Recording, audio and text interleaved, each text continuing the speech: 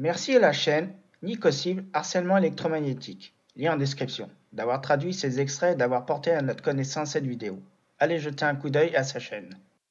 Vous allez voir ce que ces malades mentaux apprennent aux étudiants en école militaire aux USA, à quel point ces gens vont loin. Science sans conscience n'est que ruine de l'âme. Aujourd'hui, nous allons aborder le fait que le cerveau est et sera le champ de bataille du XXIe siècle, à bien des égards, fin de l'histoire. En d'autres termes, fermez les volets, il n'y a plus rien à voir, emballez, c'est pesé. Vous serez amené à travailler sur des sciences neurocognitives, utilisées comme arme non seulement dans votre carrière militaire, mais aussi dans votre vie personnelle. Elles sont valides, précieuses et déjà opérationnelles. Le cerveau est l'espace de combat actuel et futur. Ce qui est nouveau, c'est la nature cloisonnée de cet espace. De plus en plus, nous ne considérons pas ces choses comme des armes de destruction massive contre des parties importantes de la population. Plus spécifiquement, elles pourraient peut-être cibler des individus dans le cadre soit d'un mandat direct, soit dans celui d'un engagement secret sans mandat. Que sont les sciences du cerveau ? D'abord, un bref historique sur ce qu'on appelle désormais les neurosciences. En tant que discipline officielle, les neurosciences n'existent que depuis 40 ans. Je le sais parce que je suis un neuroscientifique depuis environ 38 de ces 40 dernières années. De plus en plus, elles deviennent un véritable mouvement et un chantier international, multinational, global et indépendant, qui contribue ainsi à accroître le champ des connaissances sur le cerveau et à développer non seulement de nouvelles théories, mais aussi à disposer d'outils plus sophistiqués. Alors, comment pouvons-nous utiliser ces éléments, les neurosciences, comme des armes ? Des moyens de lutte contre des armes plus classiques. Parmi les possibilités les plus contemporaines, dont vous avez certainement entendu parler récemment dans la littérature, est celle qui permet de recourir à une forme d'énergie dirigée pour affecter la physiologie de façon périphérique et aussi pour affecter la physiologie et la santé du cerveau. Exemple, le personnel de l'ambassade US à La Havane et peut-être en Chine. L'une des choses que nous pouvons aussi faire est la neuromodulation transcrânienne. L'idée de passer à travers le crâne pour moduler l'activité électrique du cerveau, en y implantant certaines interfaces cerveau-machine. Il existe de nombreux programmes de la DARPA, vous en connaissez peut-être. Le plus connu est sûrement le programme N3, un programme de neuromodulation neurochirurgicale, non invasive géré par son directeur, le Dr Al Elmondi. L'idée est de mettre en réseau des électrodes de taille minimale dans un cerveau par une intervention minimale, afin de lire et écrire dans le cerveau en temps réel et à distance. On a aussi des éléments un peu plus traditionnels, comme ce qui peut être exploité dans l'espace biochimique. Nous parlons ici de l'utilisation de drogues, d'insectes, de toxines, et de plus en plus, nous envisageons ce type d'armes.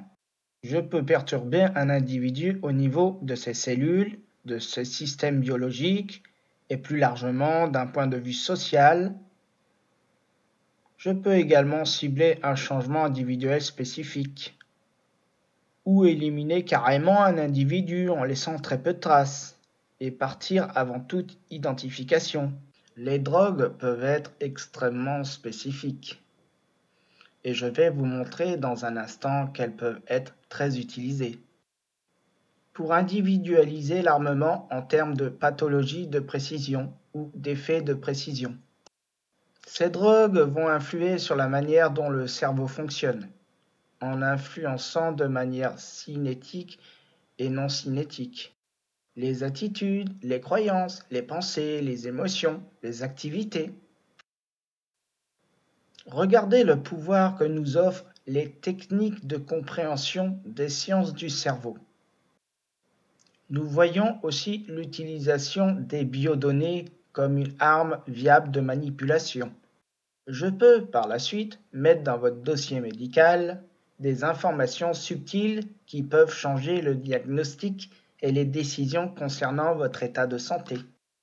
Cela va changer la façon dont vous êtes traité, influencer les dispositions qui sont prises à votre égard, en termes de couverture de soins pour le service militaire. En manipulant ces informations, en changeant ces données, en les supprimant, je change essentiellement la personne que vous êtes, et je peux le faire de manière très subtile et insidieuse. Je peux le faire à différents niveaux, qui peuvent affecter des personnes clés, de sorte qu'en fait, les modifications apportées à votre dossier médical vous invalident ou vous rendent incapable de servir comme vous le faites. Ou je peux le faire dans le cadre d'une élection, à plus grande échelle pour des groupes ou populations.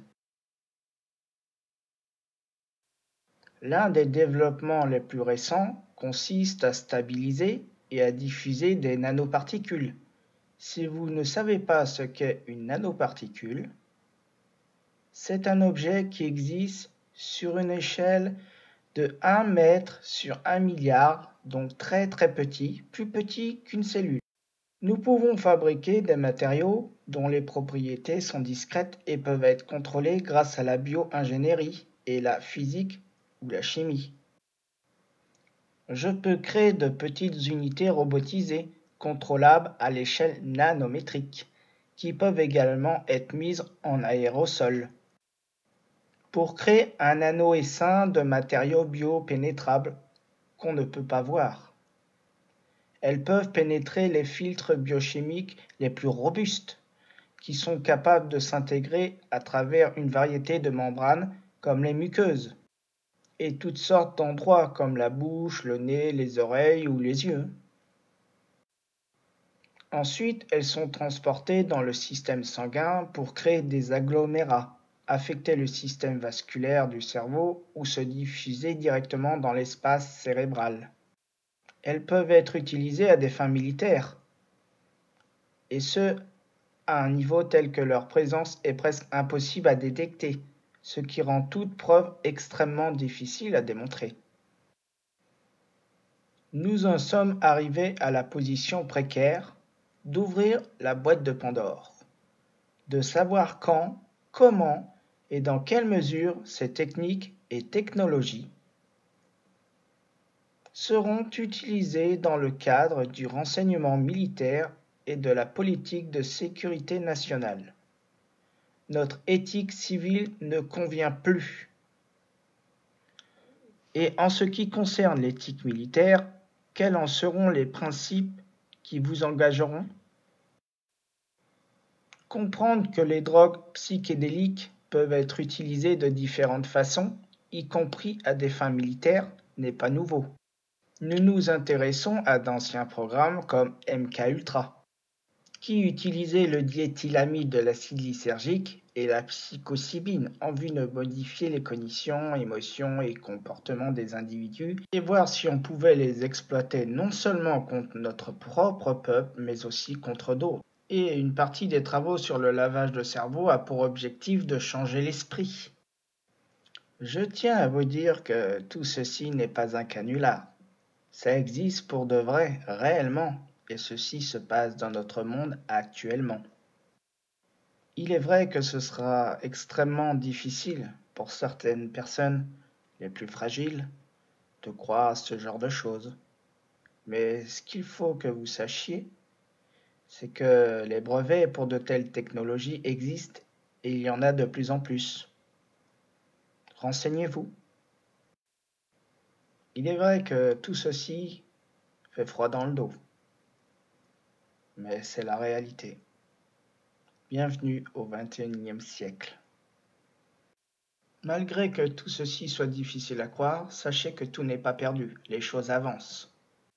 C'est pourquoi je vous invite à garder espoir. Les choses changent et certaines personnes parlent.